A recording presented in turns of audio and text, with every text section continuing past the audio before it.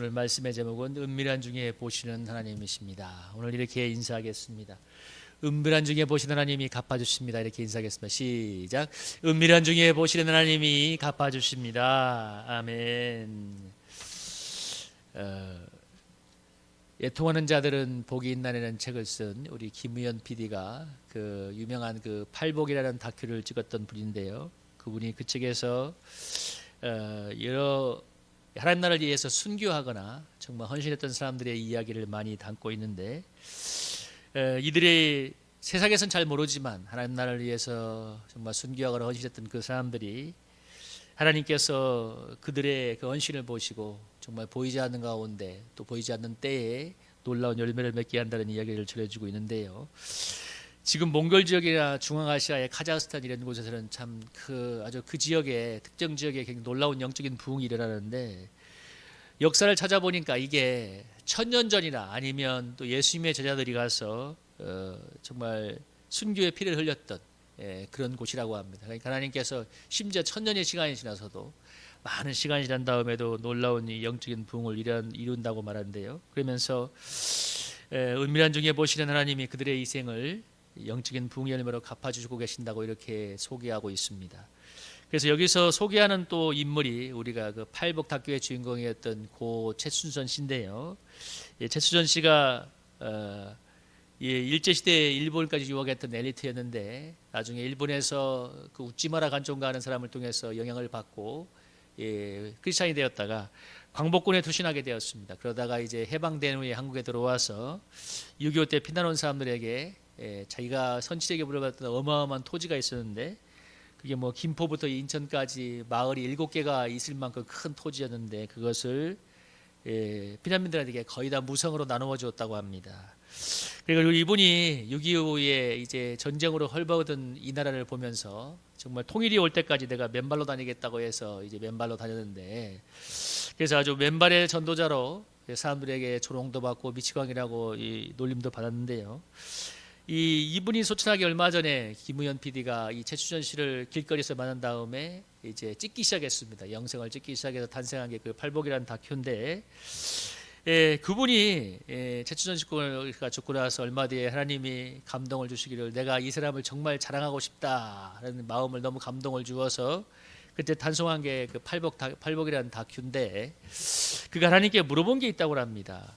다른 건 다 이해가 되는데 한 가지 이해가 안 되는 게 있었는데 뭐냐면, 왜 그분이 그렇게 맨발로 다녔다는 거예요. 사람들의 조롱을 받고 이사야가 3년 동안 뭐 벗은 몸 벗은 발로 전도했다고 하는데 맨발로 다녔는가 이렇게 질문을 했는데, 또 주변에서 그를 섬겼던 많은 사람들의 질문도 그것이었습니다. 그분이 다른 건 다 이해가 되는데 왜 그렇게 맨발로 다녀서 사람들의 조롱을 받고 다녔는가 했는데, 기도하는 가운데 하나님께서 주었던 말씀이 오늘 읽었던 본문이라고 합니다. 그러면서 어떤 걸 깨닫게 되냐면, 그분이 하나님께 정말 사람들에게 얼마든지 자랑할 만한 수많은 헌신과 선행을 또 하나님께 헌신을 했는데, 외형으로는 참 미친 사람처럼 보이려는 가운데 자기의 선행과 의를 드러내지 않기 위해서 감추었던 보호색이었다고 하는 깨달음을 주었다고 하는데요. 그러니까 하나님이 너무나 자랑하고 싶어하는 사람이었는데, 그가 이 세상에서 살아갈 동안은 자신이 행했던 하나님을 향한 수많은 헌신과 수많은 수고를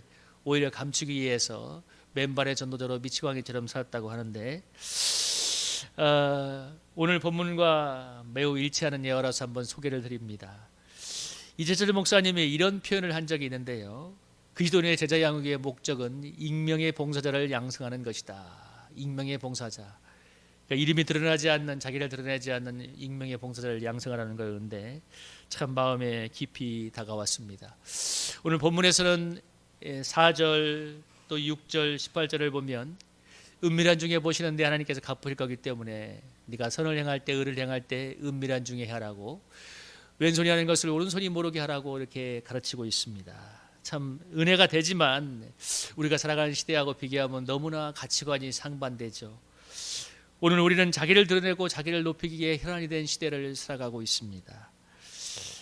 강남의 융형 성형외과를 청소하는 우리 에셀 전교회 우리 목사님들 얘기 들어보니까 얼마나 사람들이 성형수술을 많이 알아오는지, 특별히 요즘은 동남아에서 그렇게 많이 와서 그 하루 스케줄을 보면 막 그 미어 터지는 스케줄을 보면서 막 혀를 찬다고 합니다. 얼마나 많은 사람들이 와서 그렇게 이렇게 성형수술을 하는지. 보이는 것이 전부인 시대이기 때문에 참 사람들은 그 외형을 치장하기에 여념이 없습니다. 얼마 전에 넷플릭스 개봉한 마스컬이라는 그 영화가 있었는데 그 내용이 뭐냐면 이 몸매하고 이렇게 춤을 잘 추는 여인인데 얼굴에 마스크를 쓰고 근데 얼굴이 따라오지 못하니까 얼굴에 마스크를 뜨고 유튜브를 하다가 유튜브가 대박이 났어요.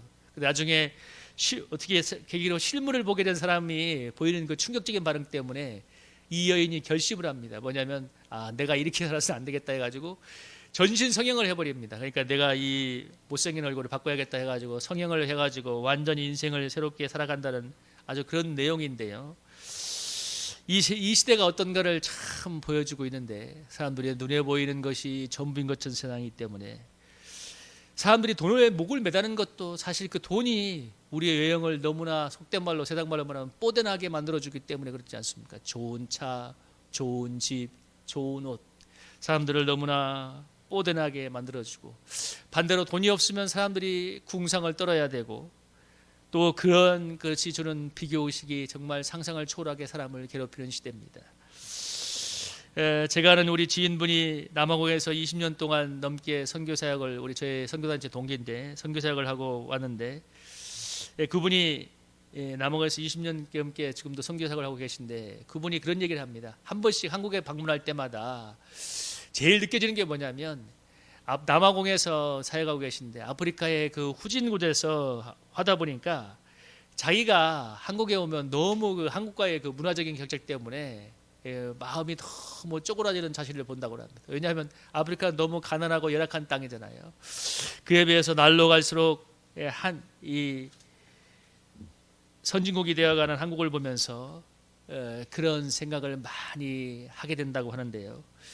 제 후배 목회가 강원도 정선에서 목회를 하는데 정말 여러 가지를 따져보면 참 그래도 괜찮은 스펙도 가지고 그래도 어느 정도 도회지에서 규모 있는 교회에서 목회할 것 같은 분인데 시골 벽천에 와서 목회하니까 사람들이 주위에서 이런 얘기를 많이 한답니다.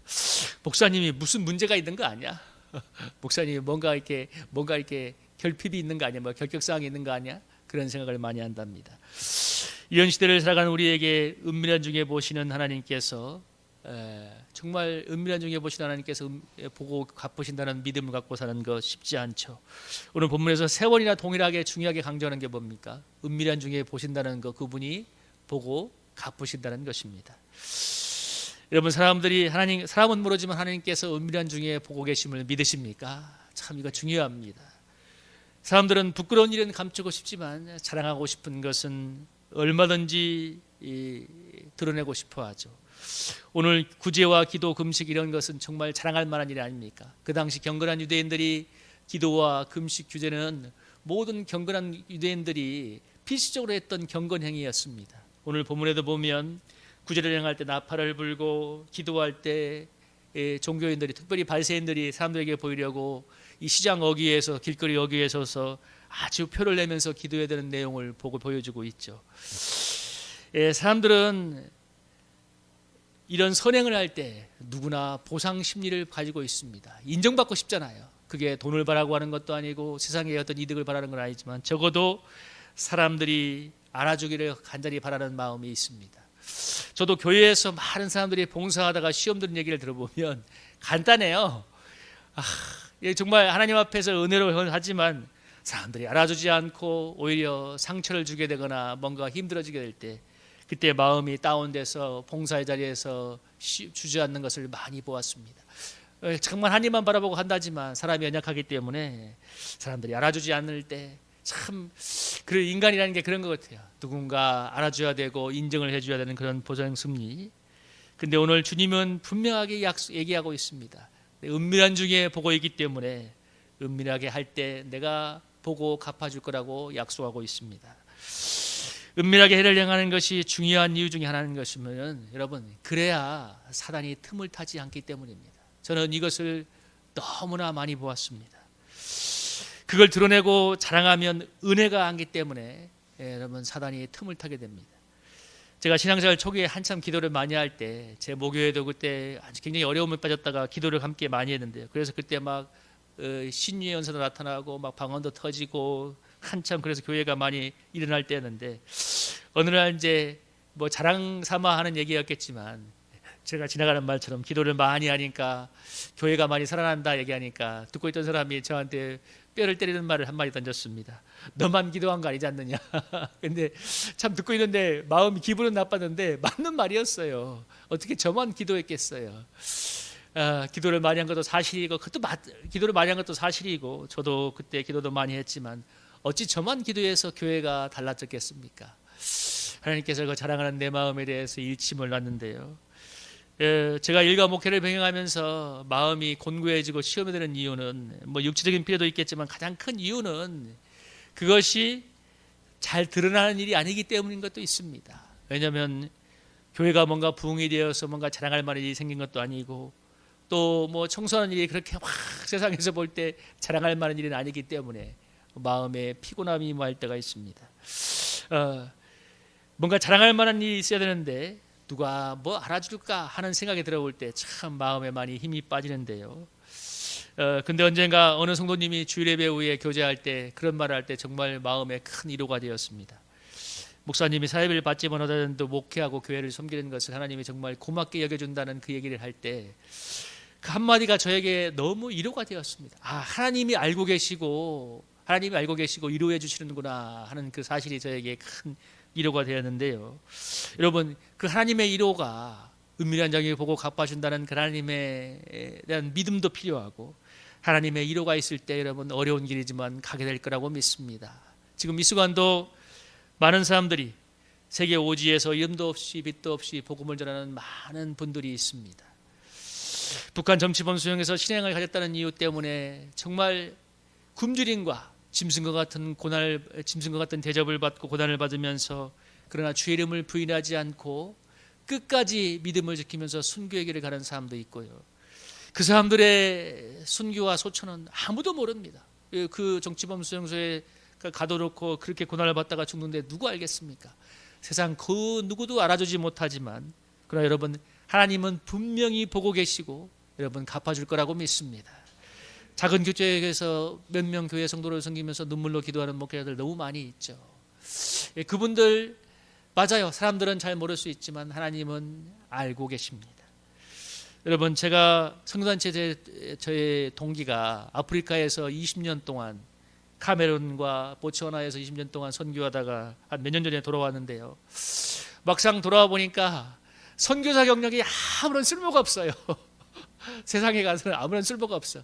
그래 우리 저의 친구 동기가 처음에 부산에 있는 공장에 다니다가 지금은 아파트 경비인가 관리하는 걸로 들어갔는데 지금도 뭐 그 나이에 제 나이에 뭐 자격증을 따기 위해서 이렇게 한다고 들었습니다. 근데 참 제가 처음에 마음이 너무 안 좋았다는 것은 뭐냐면 그래도 20년 동안 아프리카에서 그렇게 선교하다 왔는데 그렇게 충성하다 왔는데 저를 맞아주는 것은 공장뿐인가 하는 생각이 드니까 보는 제 친구인 제가 마음이 너무 상했습니다. 그래서 전에 있던 그 모교에 대해서도 그 목사님에게 전화해서 한마디까지 했는데 어떻게 이렇게 방치합니까 했는데 뭐 교회라고 어떻게 하겠어요. 우리 뭐 선교사님을 할 수 있는 게 아닌데 그러나 여전히 은밀한 중에 보고 갚으시는 하나님을 바라보며 믿음을 길을 가고 있는데요. 여러분 만약에 그런 믿음이 없다면 엄청난 시험에 될 것입니다. 정말 인생의 가장 좋은 때 20대, 30대, 40대, 20년을 가장 좋은 때를 사실 아프리카 오지에 자기의 인생을 다 드렸는데 물론 하나님이 그 이후에 그 자녀들에게 또 영생으로 보답할 것은 믿지만 지금 현재의 모습은 정말 은밀한 중에 보신 하나님이 갚을 것을 믿는 믿음이 아니라면 그런 참 시험에 빠질 것입니다. 그런데 여러분 오늘 제가 이 본문에서 세 가지 강조하는 것을 다시 한번 말씀드리지만 세 번에 걸쳐서 뭐라고 합니까? 4절, 6절, 18절에서 은밀한 중에 보시는 내 아버지께서 갚아주시리라 동일하게 약속하고 있습니다. 여러분 성경에서 강조하는 건 중요한 거잖아요. 오늘 세 번 강조하는 건데 여러분 하나님이 은밀한 중에 보시는 갚으신다는 약속을 믿을 때 여러분 이 모든 시험으로부터 빠져나올 수 있음을 믿습니다. 하나님의 보상은 옛적인 축복도 있지만 궁극적으로 하나님이 인정한다는 것을 믿어야 됩니다. 애통하는 자는 복이 있나니 김우현 PD가 쓴 책에서 그가 에필로그에서 이렇게 얘기를 하고 있는데요. 제가 한번 읽어드려 보겠습니다. 이 글 속에 나오는 몇 사람들은 세상 모든 걸 애청하는 자들의 상징일 뿐입니다. 이 세상 그 어디에서 아무도 알지 못하는 헌신과 수고라도 하늘은 명확히 기억하시고 뜨거운 동행을 하시며 비록 세상에 드러난 결실이 작아 보이고 초라해 보인다 하여도 그렇게 드려진 신실만이라도 이미 열매로 인정하시고 또 당신의 때에 반드시 결실한다는 그 위로의 본질을 몇 사람을 통해 나누고자 할 뿐입니다. 이가 에필로그에서 했던 게 뭐냐면 아무리 이 보이지 않는 곳에서 헌신과 수고라도 하늘은 명확히 기억하고 있고 또 세상에 드러난 외형적인 결실이 작아 보일지라도 하나님은 그렇게 드려진 신실만으로도 열매로 인정한다는 것입니다. 그리고 당신의 때에 열매 맺게 한다는 거죠. 그러면서 그가 김우현 PD가 산상수훈을 얘기 들으면서 그 얘기를 합니다. 여러분 산상수훈에 이런 얘기가 있잖아요. 미움도 살인으로 얘기하고 음욕도 간음으로 감조하지 않습니까? 실제 그런 것처럼 실제 범죄한 것처럼 감조한다면 하나님이 그 본문을 갖고 기도하는데 그런 감동을 주십니다. 거꾸로 한번 생각해 봐라. 미움도 살인이고 음욕도 간음이라면 하나님을 향한 열심, 선한 마음, 사랑, 궁율 이런 마음을 품는 것도 하나님께서 실제인 것처럼 인정해 준다는 거죠. 여러분 이게 얼마나 참 감동적인 거예요. 그 말씀이 크게 은혜가 안 되지만 음욕을 품는 것도 간음이라고 말하지만 하나님 나라를 위해서 작은 열심을 품는 것, 하나님을 위해서 기도하는 것, 자그마한 그런 마음을 품는 것도 하나님이 실제인 것처럼 인정해 준다는 것입니다. 그래서 여러분 우리가 하나님 앞에 우리의 마음, 생각, 작은 것이라도 이게 별것이 아니라고 생각하면 안 돼요. 하나님이 그것을 실제로 귀하게 여긴다는 것을 믿으시길 바랍니다. 여러분 이 본문을 한번 읽어볼까요? 우리가 오늘 본문하고 잘 매치가 되죠. 여러분 누가복음 21장 1절 4절입니다. 우리 1절부터 한번 교독해 볼까요? 예수께서 눈을 들어 부자들이 헌금함에 헌금 넘는 것을 보시고 이르시되 내가 참으로 너희에게 말하노니 이 가난한 과부가 다른 모든 사람보다 많이 넣었도다. 저들은 그 풍족한 중에 헌금을 넣을 겁니다. 이 과부는 가난한 중에 자기가 가지고 있는 생활비 전부를 넣었느니라 하시니라. 아멘. 오늘 예수님이 뭐라고 합니까? 그 부자들이 그 많은 헌금을 넣는 것들을 보시고 과부가 두 렙돈, 오늘로 말하면 몇천 원밖에 되지 않는 그 작은 돈을 넣는 걸 보시고 그 모든 사람보다 더 많이 넣었다고 평가하고 계십니다. 왜냐하면 부자들은 풍족한 중에 헌금을 넣었지만 과부는 가난한 중에 자기가 가지고 있는 생활비 전부를 넣었기 때문에 여러분 예수님이 무엇을 본 거예요? 실용적인 외형적인 수치가 아니라 그들의 중심을 보고 계신 것입니다. 여러분 이것은 마음에 기억하고 가시기 바랍니다. 세상은 아무리 예물을 보지만 하나님은 중심을 보시고 마음을 보시는 분입니다. 여러분 이게 얼마나 위로가 돼요. 이 과부가 두 렙돈 정 부끄러워서 여러분 만약에 그 상황에 있었다면 과부가 부끄러워서 정말 살짝 넣고 갔겠죠. 막 사람들은 몇십만 원씩 몇백만 원씩 헌금하는데 거기에 몇천 원 하는 그 헌금이 초라해 보여서 그냥 넣고 갔겠지만 그러나 중심을 보시는 하나님께서 모든 사람보다 더 많이 넣었다고 인정해 주고 계십니다. 여러분 오늘 세상은 마음은 보지 않고 외모만 보지만 반대로 하나님은 외모가 아니라 중심을 보시고 마음을 보시는 분입니다. 여러분 아까 얘기했잖아요. 자그마한 하나님 나라를 향한 열심, 선한 마음도 실제로 보시는 하나님. 그 하나님께서 여러분 오늘 우리가 행하는 모든 은밀한 하나님을 향한 열심, 작은 것도 보고 계시며 갚아주십니다. 오늘 우리가 하나님 나라를 위해서 작은 열심을 품는 것, 기도하는 것, 헌신하는 것, 그것은 하나님께서 은밀한 중에 다 보고 계시며 당신의 때에 아름답게 갚아주실 것입니다. 여러분 외모만을 보는 세상에서 참 사람의 인정이 없으면 사람이 그렇기 때문에 누군가의 인정이 없으면 참 이 길을 걸어가기가 힘든 이때에 오늘 은밀한 중에 보시는 하나님께서 갚아준다는 것을 믿음으로 하나님만 바라보며 여러분 우리가 열심을 다하는 신앙생활을 할 수 있기를 주님의 이름으로 축복합니다. 우리 찬양 부르면서 우리 함께 기도하기 원합니다.